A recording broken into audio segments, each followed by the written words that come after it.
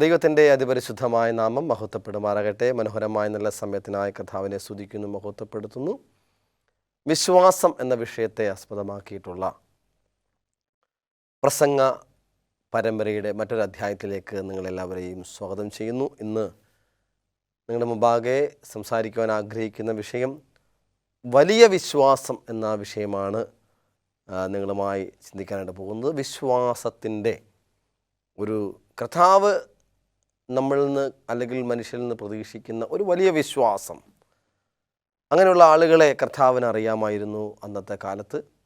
യേശു ബൈബിളിൽ രേഖപ്പെടുത്തിയിട്ടുള്ള വലിയ വിശ്വാസങ്ങളെക്കുറിച്ച് നമുക്കിന്ന് ചിന്തിക്കാം.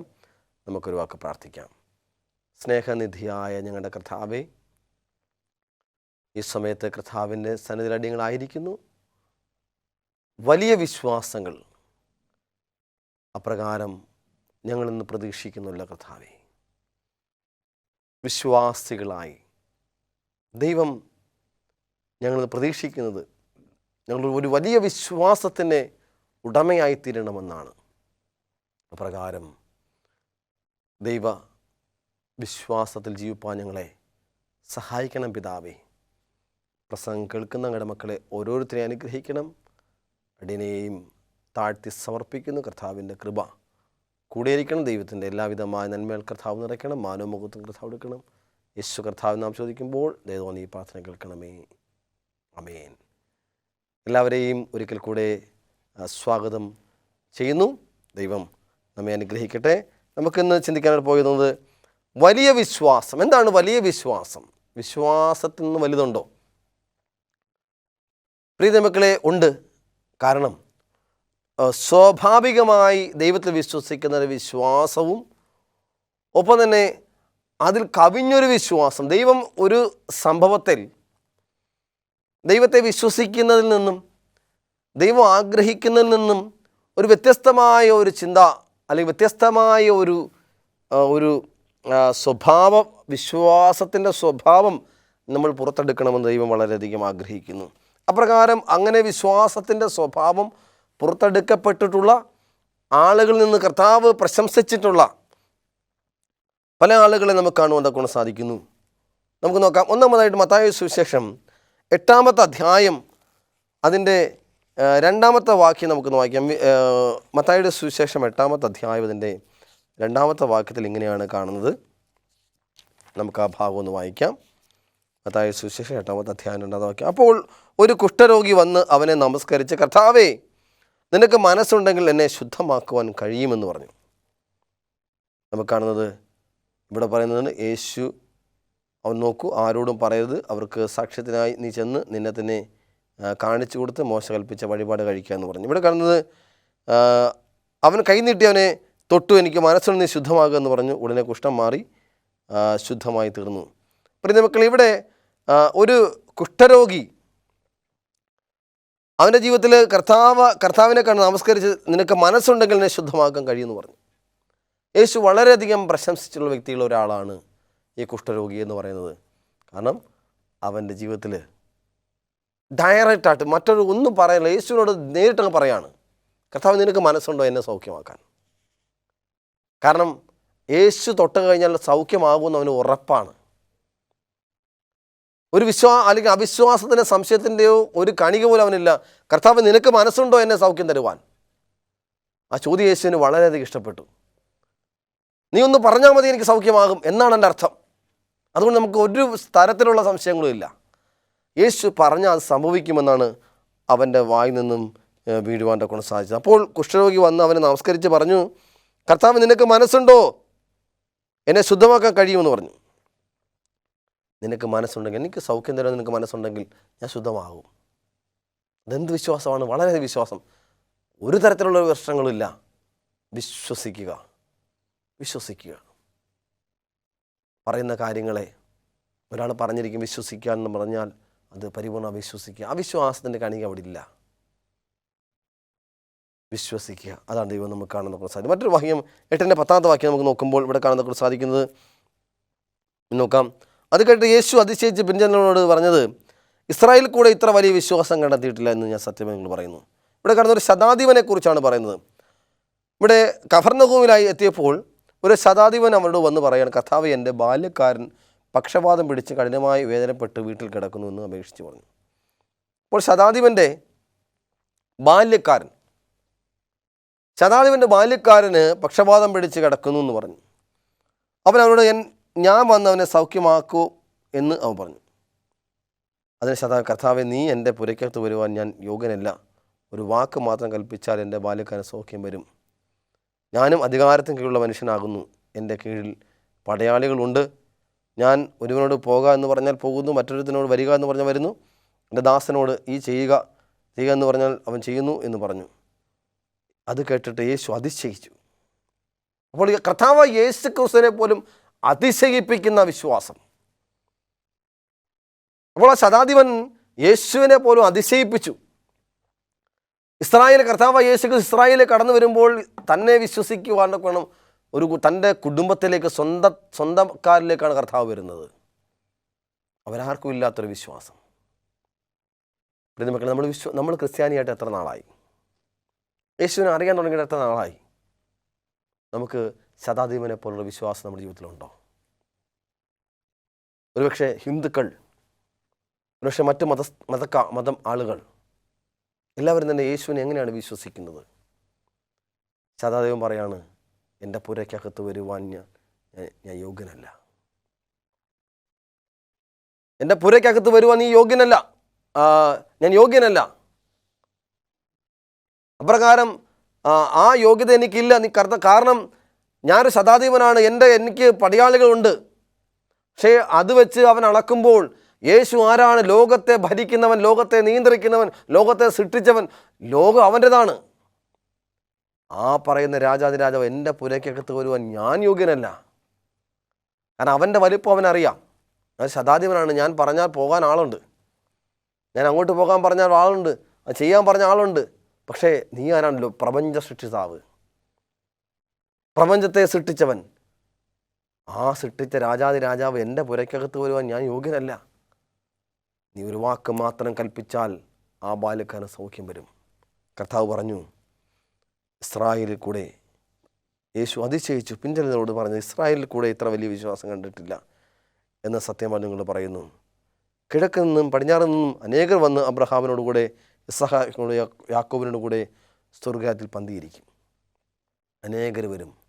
കിഴക്ക് നിന്നും പടിഞ്ഞാറ് നിന്നും അനേകർ വരുന്ന അബ്രഹാമിനോട് കൂടെ പന്തിയിരിക്കും. പ്രിയ മക്കളെ, അപ്രകാരം ഒരു വലിയ വിശ്വാസത്തിന് ഉടമയാണോ നിങ്ങൾ? നാം ഓരോരുത്തരും ഒരു വലിയ വിശ്വാസത്തിന് ഉടമകളാണോ? ദൈവം നമ്മൾ ആഗ്രഹിക്കുന്നു അപ്രകാരം ഒരു വലിയ വിശ്വാസത്തിന് ഉടമകളായി മാറുവാൻ കൊണ്ട് ദൈവം നമ്മളിൽ നിന്ന് ആഗ്രഹിക്കുന്നു. ആ വലിയ വിശ്വാസത്തിൻ്റെ ഓഹരിക്കാരായി തീരുവാൻ ദൈവം നമ്മളിൽ നിന്ന് വളരെയധികം ആഗ്രഹിക്കുന്നു കാണുവാൻ ഗുണം സാധിക്കുന്നു. മൂന്നാമതായി നമുക്ക് കാണാൻ സാധിക്കും ഒരു പ്രമാണിയെക്കുറിച്ചാണ് ഇവിടെ പറയുന്നത്. ഒരു പ്രമാണി, മത്തായിയുടെ സുവിശേഷം 9-ാമത്തെ അധ്യായത്തിൻ്റെ 18-ാമത്തെ വാക്യം നമുക്കൊന്ന് വായിക്കാം. 9-ന്റെ 18-ാമത്തെ വാക്യത്തിൽ ഇങ്ങനെ കാണുന്നു, അവനിങ്ങനെ അവരോട് സംസാരിച്ചു കൊണ്ടിരിക്കുമ്പോൾ ഒരു പ്രമാണി വന്ന് അവനെ നമസ്കരിച്ചു. എൻ്റെ മകൾ ഇപ്പോൾ തന്നെ കഴിഞ്ഞു പോയി, എങ്കിലും നീ വന്ന് അവളുടെ മേൽ കൈവച്ചാൽ അവൾ ജീവിക്കുമെന്ന് പറഞ്ഞു. യേശു എഴുന്നേറ്റ് ശിഷ്യന്മാരുമായി അവൻ്റെ കൂടെ ചെന്നു. എന്നിട്ട് 12 സംവത്സരമായ രക്തസ്രാവമുള്ള സ്ത്രീ. അപ്പം അങ്ങനെ കടന്നു പോകുമ്പോൾ ഇവിടെ രണ്ട് കാര്യങ്ങൾ പറയാനുണ്ട്. ആ രണ്ട് കാര്യങ്ങൾ ഞാൻ നിങ്ങളുമായി സംസാരിക്കാൻ. ഇവിടെ പറയുന്നു, ഒരു പ്രമാണി വന്നിട്ട്, കർത്താവേ, എൻ്റെ മകള് ഇപ്പോൾ തന്നെ കഴിഞ്ഞുപോയി, എങ്കിലും നീ വന്ന് അവളുടെ മേൽ കൈവച്ചാൽ അവൾ ജീവൻ വെക്കുമെന്ന് പറഞ്ഞു. അപ്പോൾ ആ കാണുന്ന മരിച്ചുപോയെങ്കിലും ആ മരണത്തിൽ നിന്ന് വിടുവിക്കുവാൻ നോക്കണം കഴിയുമെന്ന് ഒരു പ്രമാണി വന്ന് പറയുന്നു. അപ്പോൾ ദൈവം എത്രമാത്രം സൗഖ്യദായകനാണെന്നും വിടുവിക്കാൻ കഴിവുള്ളവനാണെന്നും പരിപൂർണമായി വിശ്വസിക്കുന്ന ഒരു വ്യക്തിയായിട്ടാണ് നമുക്കിവിടെ കാണാൻ സാധിക്കുന്നത്. ഒരു പ്രമാണി വന്ന് പറയാണ്, എൻ്റെ മകൾ ഇപ്പോൾ തന്നെ കഴിഞ്ഞുപോയി, എങ്കിലും നീ വന്ന് അവളുടെ മേൽ കൈവച്ചാൽ അവൾ ജീവിക്കുമെന്ന് പറഞ്ഞു. നോക്കണം, തൻ്റെ കൂടെ നടക്കുന്ന ശിഷ്യന്മാർക്ക് പോലും ആ ഒരു വിശ്വാസമില്ല. കാരണം യേശു മരിക്കുമെന്ന് 3 നാൾ ഉയർത്തെഴുന്നേൽക്കുമെന്ന് പറഞ്ഞിട്ടും അത് മനസ്സിലാകാതെ മന്ദബുദ്ധികളായിട്ട് കൂടെ നടക്കുകയാണ്. അപ്പോൾ യേശു ക്രിസ്തുവിൻ്റെ കൂടെ നടക്കുന്ന ശിഷ്യന്മാർ പോലും യേശു മരിച്ചാൽ ഉയർത്തെഴുന്നേൽക്കുമെന്ന് വിശ്വസിക്കാത്തവരാണ്. എന്ന് പറഞ്ഞാൽ അവർക്കത് വിശ്വസിക്കാനുള്ള ആ ഒരു മന്ദബുദ്ധിയായിട്ട് നിൽക്കുകയാണ്. അപ്പോഴാണ് ഈ പ്രമാണി വന്ന് പറയുന്നത്, യേശുവേ, എൻ്റെ മകൾ കഴിഞ്ഞു പോയി, എങ്കിലും നീ വന്ന് കൈവച്ചാൽ അവൾ എന്തു ചെയ്യും? നിശ്ചയമായിട്ടും അവൾ ജീവിക്കുമെന്ന് എന്ന് കാണുന്നു. ഇവിടെ അപ്പം അവിടെ അങ്ങനെ കാണാൻ സാധിക്കുന്നത്, അപ്പോൾ ആ ഭാഗത്താവും വരുന്ന സമയത്ത് പിന്നെ പ്രമാണി വീട്ടിൽ നിന്ന് യേശു പ്രമാണി വീട്ടിൽ കടന്നു. കുഴലുന്നവരെയും ആരവക്കൂട്ടത്തെ കണ്ടിട്ട് മാറിപ്പോകുവിൻ, ബാല മരിച്ചിട്ടില്ലല്ലോ, ഉറങ്ങുക എത്രയെന്ന് പറഞ്ഞു. അവരവനെ പരിഹസിച്ചു. അവൻ പുരുഷാരത്തെ പുറത്താക്കി അകത്ത് കടന്ന് ബാലയുടെ കൈ പിടിച്ച് എഴുന്നേൽപ്പിച്ച് ബാല എഴുന്നേറ്റു. അവൻ പറഞ്ഞിരിക്കുന്ന കാര്യം അതേപോലെ അക്ഷരം പ്രതി നടക്കുവാൻ്റെ ഗുണം ഇടയായി തീർന്നു. പ്രിയ മക്കളെ, നമ്മൾ ചിന്തിക്കുന്ന ഇടത്തിൽ നിന്നും, ഒരു സാമാന്യ ജനം ചിന്തിക്കുന്ന ഇടത്തു നിന്നും ഒരു ഔട്ട്സ്റ്റാൻഡിങ് ആയിട്ടുള്ള ഒരു ചിന്ത, ഒരു തോട്ട് നമ്മളുണ്ടാകുവാൻ, ഒരു ഔട്ട്സ്റ്റാൻഡിങ് ആയിട്ടുള്ള ഒരു വലിയൊരു ചിന്ത നമ്മളിന്നുണ്ടാകുവാൻ, ഒരു വിശ്വാസം നമ്മളുണ്ടാകുവാൻ ദൈവം വളരെയധികം ആഗ്രഹിക്കുന്നു. അപ്രകാരം വലിയൊരു വിശ്വാസം നമ്മളിന്നുണ്ടാകുവാൻ കൊണ്ട് ദൈവം നമ്മെ സഹായിക്കട്ടെ. മറ്റൊരു ഭാഗത്തിലേക്ക് നമുക്ക് കടന്നു പോകാം. മത്തായി സുവിശേഷം 5:28 വാക്യം തന്നെയാണ്. മത്തായി സുവിശേഷം 5:27. ഈ സംഭവം തന്നെ നമുക്ക് കാണാൻ തൊക്കണം സാധിക്കുന്നു. മത്തായി 5:28 വാക്യത്തിൽ കാണുന്നത്, മത്തായി സുവിശേഷം അല്ലെങ്കിൽ ഈ ഭാഗത്ത് തന്നെയാണ് നമുക്ക് നോക്കാം. 9 അധ്യായം അതിൻ്റെ ഇവിടെ പറയുന്നു, അതിൻ്റെ 5:18 നോക്കി. ഇങ്ങനെ അവൻ അവരോട് സംസാരിച്ചുകൊണ്ടിരിക്കുമ്പോൾ ഒരു പ്രമാണി, അത് 10 നോക്കി, യേശു എഴുന്നേറ്റ് ശിഷ്യന്മാരുമായി പോകുമ്പോൾ അന്നിട്ട് 12 സംവത്സരമായ രക്തസ്രാവമുള്ളൊരു സ്ത്രീ അവൻ്റെ വസ്ത്രം മാത്രം ഒന്ന് തൊട്ടാൽ എനിക്ക് സൗഖ്യം വരുമെന്ന് ഉള്ളം കൊണ്ട് പറഞ്ഞു പിറകിൽ വന്ന് അവൻ്റെ വസ്ത്രത്തിന്മേൽ തൊങ്ങൽ തൊട്ടു. യേശു തിരിഞ്ഞ് അവളെ കണ്ടപ്പോൾ, മകളെ, ധൈര്യമായിരിക്കുക, നിൻ്റെ വിശ്വാസം നിന്നെ രക്ഷിച്ചു എന്ന് പറഞ്ഞു. ആ നാഴിക മുതൽ ആ സ്ത്രീക്ക് സൗഖ്യം വന്നു. ഇവിടെയും കർത്താവ് ഈ ഒരു വിശ്വാസത്തെ പ്രകീർത്തിച്ചായിട്ട് നമുക്ക് കാണുന്നതൊക്കെ സാധിക്കുന്നു. യേശു ക്രിസ്തുവിൻ്റെ വസ്ത്രത്തിലെങ്കിലും തൊട്ട് കഴിഞ്ഞാൽ സൗഖ്യം വരുമെന്ന് വിശ്വസിക്കുന്ന ഒരു വലിയ ഒരു വിശ്വാസമുള്ളൊരു സ്ത്രീയാണ് നിങ്ങൾക്ക് കാണാൻ സാധിക്കുന്നു. അപ്പോൾ നമുക്ക് നമ്മുടെ ജീവിതത്തിൽ പലപ്പോഴും നമുക്ക് പല കാര്യങ്ങൾക്ക് സംശയമാണ്. വിശ്വാസമില്ലായ്മ, അവിശ്വാസം, ഒപ്പം തന്നെ അല്പവിശ്വാസം, സംശയം, ഇതൊക്കെ മനുഷ്യൻ്റെ കൂടപ്പുറപ്പാണ്. പക്ഷേ ഒരു വിശ്വാസിയെ സംബന്ധിച്ച് നമ്മളങ്ങനെ ഒരിക്കലും ആകാൻ പാടില്ല. ഒരു വലിയ വിശ്വാസത്തിന് ഉടമയായി മാറുവാൻ, നമ്മെ ദൈവം സഹായിക്കട്ടെ. ദൈവം അതിൽ നിന്നാണ് ആഗ്രഹിക്കുന്നത്. പരിപൂർണമായൊരു വിശ്വാസം, ദൈവത്തിൽ നമ്മൾ ബലപ്പെടുന്നൊരവസ്ഥ, ദൈവവുമായി നാം അഗാധമായൊരു ബന്ധം, പറഞ്ഞറിയിക്കാൻ പറ്റാത്ത ബന്ധം എന്ന് പറഞ്ഞാൽ ഇഴുകിച്ചേർന്നൊരു ബന്ധം, വിശ്വാസത്തോടുകൂടി ദൈവമായിട്ടുള്ള നല്ല ബന്ധം. ദൈവത്തെ നാം ആരും അവിശ്വസിച്ചാലും അവിശ്വസിക്കാത്ത അഗാധമായൊരു ബന്ധത്തിന് ഉടമയായി മാറുവാൻ നമുക്ക് സാധിക്കുന്നുണ്ടോ?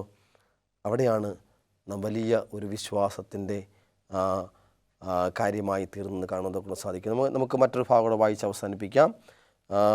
ഇവിടെ കാണുന്ന മത്തായിയുടെ സുവിശേഷം 15 അധ്യായം അതിൻ്റെ 28 വാക്യം നമുക്ക് നോക്കാം. മത്തായി എഴുതിയ സുവിശേഷം 15 അധ്യായം അതിൻ്റെ 28 വാക്യത്തിൽ ഇങ്ങനെയാണ് കാണുന്നത്. മത്തായി 15:28, സ്ത്രീയെ, നിൻ്റെ വിശ്വാസം വലിയത്, നിൻ്റെ ഇഷ്ടം പോലെ നിനക്ക് ഭവിക്കട്ടെ എന്ന് ഉത്തരം പറഞ്ഞു. ആ നാഴിക മുതൽ അവളുടെ മകൾക്ക് സൗഖ്യം വന്നെന്ന് കാണിക്കുന്നു. ഇവിടെ കാണുന്നത്, യേശു അവിടം വിട്ട് സോർ, സീദോൻ എന്നീ പ്രദേശങ്ങളിലേക്ക് വാങ്ങിപ്പോൾ 21 വാക്യം വായിക്കുമ്പോൾ, യേശു അവിടം വിട്ട് സോർ എന്ന് പറയുന്ന സ്ഥലത്ത് സീദോൻ എന്ന് പറയുന്ന മറ്റു പ്രദേശങ്ങളിലേക്ക് വാങ്ങിപ്പോയി. കനാന്യ സ്ത്രീയിൽ ആയിരിക്കുന്ന സമയത്ത് കനാന്യ സ്ത്രീ വന്നിട്ട് അവരോട് പറയുന്നത്, കർത്താവേ, ദാവീദ് പുത്ര, എന്നോട് കരുണ തോന്നണമേ, എൻ്റെ മകൾക്ക് ഭൂതോദ്രവം കഠിനമായിരിക്കുന്നു എന്ന് നിലവിളിച്ച് പറഞ്ഞു. അപ്പോൾ യേശു സോർ, സീദോൻ എന്ന് പറയുന്ന പ്രദേശത്തേക്ക് കടന്നു വന്നപ്പോൾ യേശു ക്രിസ്തു വരുന്ന വാർത്ത അവിടെ എല്ലാവരും പരന്നു. ഒരുപക്ഷെ ധാരാളം പേരത് കേട്ടു. പക്ഷേ ചിലർ ആ യേശുവിൻ്റെ അടുത്തേക്ക് പോകാൻ മടിയ. പക്ഷേ ഒരു കനാന്യത്തായിട്ടുള്ള കാര്യമായ ഒരു സ്ത്രീ യേശുവിൻ്റെ ശ്രുതികളൊക്കെ കേട്ടിട്ടുള്ളവരായിരിക്കാം. അവൾ വന്നിട്ട് പറഞ്ഞു, ഒരു കനാന്യ സ്ത്രീയാണ്, യഹൂദ സ്ത്രീയല്ല, കനാന്യ സ്ത്രീയാണ്. ജാതി വ്യത്യാസമുണ്ട്, സംസ്കാര വ്യത്യാസമുണ്ട്, ജീവിത രീതികളിൽ വ്യത്യാസമുണ്ട്. ഒരുപക്ഷെ അവൾ ക്രിസ്ത്യാനി അല്ല, അവൾ അവിടുത്തെ ജനസമൂഹത്തിൽ ഇഴകിച്ചേർന്ന് ജീവിക്കുന്നവളാണ്. എങ്കിലും അവളുടെ മനസ്സിലെ ആഗ്രഹം, കർത്താവായ യേശു ക്രിസ്തു ഞങ്ങളുടെ പ്രദേശത്തേക്ക് വരികയാണ്. എൻ്റെ മകൾക്ക് അത് കഠിനമായിട്ടുള്ള ഭൂതോദ്രവമാണല്ലോ. പല സമയങ്ങളിലും അവളെ കൊണ്ട് വളരെയധികം വിഷമിക്കുന്നുണ്ടായിരുന്നു. എൻ്റെ മകളെ എങ്ങനെ ഈ ഒരു ഭൂതോദ്രവത്തിൽ നിന്ന് രക്ഷിക്കുവാൻ കൊണ്ട് സാധിക്കും? പലരായിട്ടുള്ള പല മന്ത്രവാദികളും കൽദയർ പട്ടണങ്ങളിൽ ഒക്കെയും അവൾ ഒരു പക്ഷേ പോയിരിക്കാം. ഈ ഭൂതങ്ങൾ ബാധിച്ച ഈ കുഞ്ഞിനെ എങ്ങനെ സൗഖ്യമാക്കണമെന്ന് ആലോചിച്ചുണ്ടായിരിക്കാം. അവളുടെ ദൈവങ്ങളെയൊക്കെ വിളിച്ച് പ്രാർത്ഥിച്ചിട്ടുണ്ടായിരിക്കാം. ഒരുപക്ഷെ അവൾ പോകാത്ത സ്ഥലങ്ങൾ ഇല്ലായിരിക്കാം. എന്നിരുന്നാലും പല സമയത്തും അവൾ വളരെയധികം വിഷമിച്ചിട്ടുണ്ട്. യേശു ക്രിസ്തു വരുന്നത് കേട്ടപ്പോൾ യേശുവാകുന്ന ദൈവത്തോട് അവൾക്കൊരു പ്രത്യേകമായിട്ടുള്ള അടങ്ങാത്തതായിട്ടുള്ള ഒരു വിശ്വാസം. അവളെ മനസ്സിൽ ചിന്തിച്ചു. പലരും പറഞ്ഞ് പോണ്ട, യേശു സൗഖ്യമാക്കത്തില്ല. അതല്ല, യേശു യഹൂദന്മാരുടെ ഇടയിലേക്ക് വന്നവനാണ്, അവൻ നമുക്കൊന്നും സൗഖ്യം നൽകത്തില്ല. ഒരുപക്ഷെ യേശു അങ്ങനെ നമ്മളെ കാണാൻ സമ്മതിക്കത്തില്ലെന്ന് പറഞ്ഞു. യേശുവിൻ്റെ അടുത്തേക്ക് വന്നപ്പോൾ ആ ദേശത്ത് വന്ന് കനാന്യ സ്ത്രീ അവനോട്, കർത്താവേ, ദാവീദ് പുത്ര, എന്നോട് കരുണ തോന്നണമേ എന്ന് പറഞ്ഞു. എൻ്റെ മകൾക്ക് എന്നോട് കരുണ തോന്നണം, എന്നോട് ഒരു കനിവ് കാട്ടണം. എൻ്റെ മകൾക്ക് ഭൂതോദ്രവം ബാധിച്ച് അതികഠിനമായിരിക്കുകയാണ്. എൻ്റെ വിഷമം ആർക്കും അറിയില്ല, ഞാൻ വിഷമിക്കുന്ന വേദന ആർക്കും അറിയില്ല, ഞാൻ വളരെയധികം പ്രയാസത്തിലാണ് ആയിരിക്കുന്നത്. നിലവിളിക്കുകയാണ്. നിലവിളിച്ച് പറഞ്ഞു, കരഞ്ഞു. അവൻ അവളോട് ഒരു വാക്കുപോലും ഉത്തരം പറഞ്ഞില്ല. ഒന്നും പറയാതെ യേശു ക്രിസ്തു പോയി. അവൻ്റെ ശിഷ്യന്മാർ അടുക്ക വന്ന്, അവൾ നമ്മുടെ പിന്നാലെ നിലവിളിച്ചുകൊണ്ട് വരുന്നു. യേശു ഒന്നും പറയാതെ നടന്നു പോവാണ്. യേശു ഒന്നും പറയാതെ ഇങ്ങനെ നടന്നു പോവാണ്. ശിഷ്യന്മാരെന്ന് പറഞ്ഞ്, കർത്താവ് അവന് നിലവിളിച്ചുകൊണ്ട് പുറകെ വരികയാണ്. യേശു വീണ്ടും നടന്നു പോവുകയാണ്.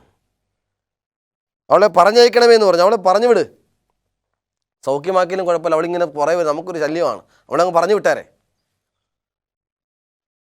അതിന് അപ്പം കർത്താവ് ഒരു കാര്യം പറയാൻ തീരുമാനിച്ചു. കർത്താവ് പറയണം, അതിനവൻ, ഇസ്രായേൽ ഗൃഹത്തിലെ കാണാതെ പോയ ആടുകളൊക്കെ അല്ലാതെ എന്നെ അയച്ചിട്ടില്ല എന്ന് ഉത്തരം പറഞ്ഞു. യേശു എന്തിനാണ് വന്നത്? തൻ്റെ മക്കളായിട്ടുള്ള 12 ഗോത്രത്തിൽ അവിടെയുള്ളവരെ രക്ഷിക്കുവാൻ. കാരണം ഏറ്റവും നശിച്ചു പോയിക്കൊണ്ടിരിക്കുന്ന ഒരു തലമുറയാണ്. അവരെ വീണ്ടെടുക്കുക എന്നത് കർത്താവിന് ഉത്തരവാദിത്തമാണ്. തൻ്റെ മക്കളെയാണ് ആദ്യം വീണ്ടെടുക്കുന്നത്. എന്നിട്ട് അവരിലൂടെ സുവിശേഷം അറിയിക്കുവാൻ കൊണ്ട് ദൈവത്തിന് ഇഷ്ടം തോന്നി. അങ്ങനെയാണ് ദൈവം ഇസ്രായേൽ മക്കളെ തിരഞ്ഞെടുക്കുന്നത്. അവരിലൂടെ ലോകം അറിയണം. അവർക്ക് സൗഖ്യം കൊടുക്കത്തിന് നല്ല, പകരം അവർക്ക് വരുന്നൊരു സമയമുണ്ട്. അപ്പോൾ ഇവിടെ പറയുന്നു, അതിനവൻ, ഇസ്രായേൽ ഗൃഹത്തിലെ കാണാതെ പോയ ആടുകളുടെ അടുത്തേക്കല്ലാതെ എന്നെ അയച്ചിട്ടില്ല എന്ന് ഉത്തരം പറഞ്ഞു. എന്നാൽ അവൾ വന്നു, കർത്താവേ, എന്നെ സഹായിക്കണമെന്ന് പറഞ്ഞു നമസ്കരിച്ചു. എന്നെ നിങ്ങളുടെ അടുത്തേക്കല്ല അയച്ചേക്കുന്നത്, ഞാൻ നിങ്ങൾക്ക് സൗഖ്യം തരാനല്ല. കാരണം എനിക്ക് ആ ഒരു ശുശ്രൂഷയിലല്ല. നിങ്ങൾക്ക് ഒരുപക്ഷെ ഞാൻ എൻ്റെ അടുത്തേക്കാണ് വന്നിട്ടുള്ളത്. കർത്താവ് പറയാണ്, അവനോ മക്കൾ അപ്പം എടുത്ത് നായ്ക്കുട്ടികൾക്ക് ഇട്ടുകൊടുക്കുന്നത് എനിക്ക് നന്നല്ല എന്ന് ഉത്തരം പറഞ്ഞു.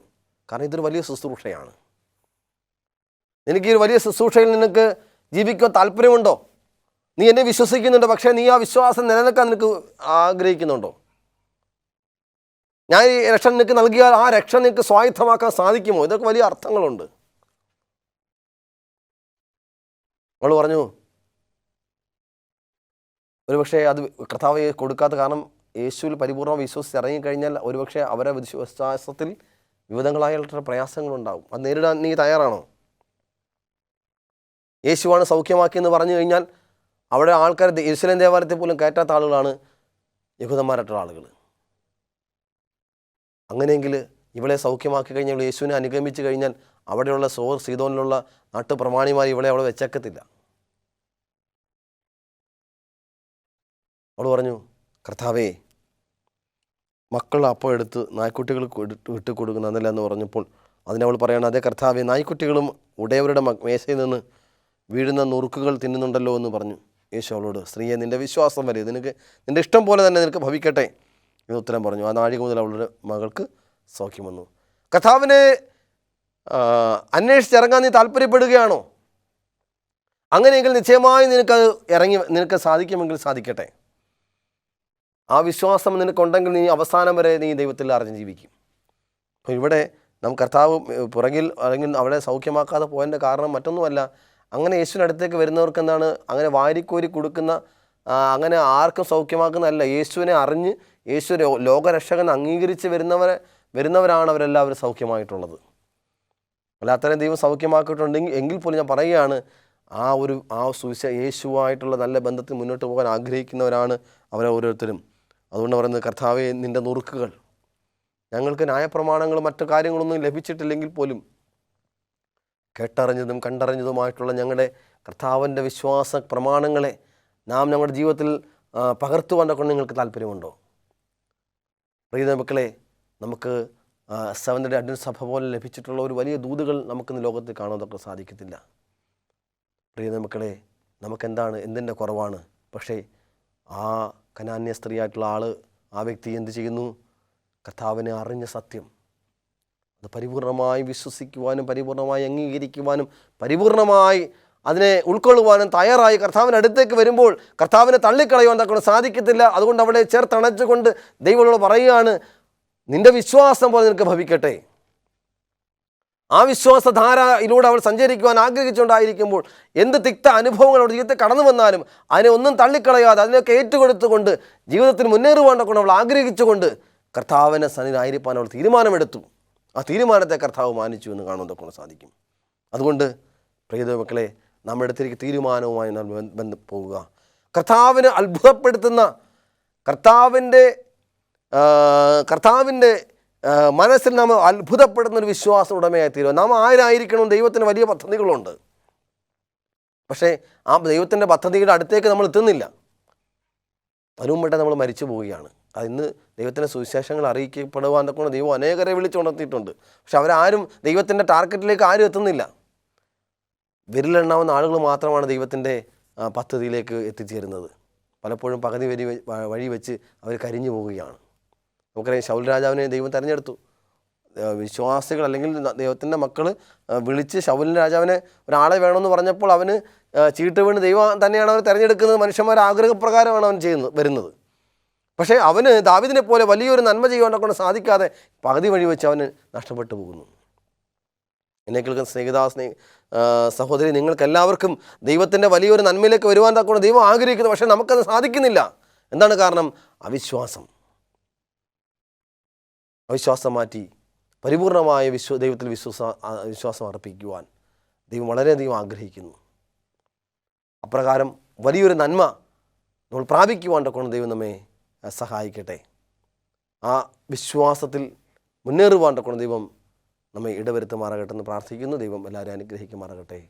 ആമേൻ. നമുക്കൊരുവാക്ക് പ്രാർത്ഥിക്കാം. കരുണയോടെ ഞങ്ങളെ സ്നേഹിക്കുന്ന വാഴ്ത്തപ്പെട്ട സ്വർഗീയനാഥ, മനോഹരമായ നല്ല സമയത്തിനായി കർത്താവിനെ സ്തുതിക്കുന്നു, മഹത്വപ്പെടുത്തുന്നു. അറിവാൽ നിറയ്ക്കണമേ. വലിയ വിശ്വാസധാര, വലിയ വിശ്വാസത്തിനുടമയായി തീരുവാണ്ടക്കണം. ഞങ്ങളെ സഹായിക്കുമാറാകണമേ. ഞങ്ങളെ അവിടുന്ന് സഹായിക്കും, ബലപ്പെടുത്തണം. യേശു കർത്താവ് നാം ചോദിക്കുമ്പോൾ ദൈവം പ്രാർത്ഥന കേൾക്കണമേ.